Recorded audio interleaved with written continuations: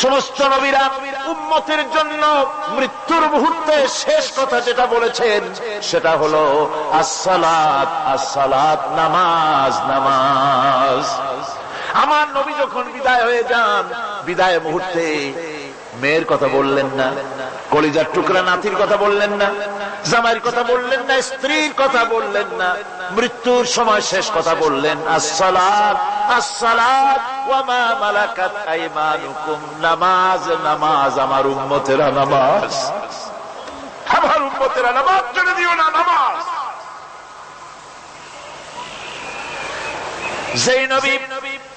উম্মতের জন্য এত কাঁদলেন, নামাজের জন্য এত কথা বলে গেলেন, আল্লাহ রাব্বুল আলামিন নামাজের জন্য এত নির্দেশ করলেন, নবী ইন্তেকালের সময় নামাজের কথা বলে দিলেন, সেই মুসলমান আজ নামাজ আদায় করে না। নামাজ পড়ে তো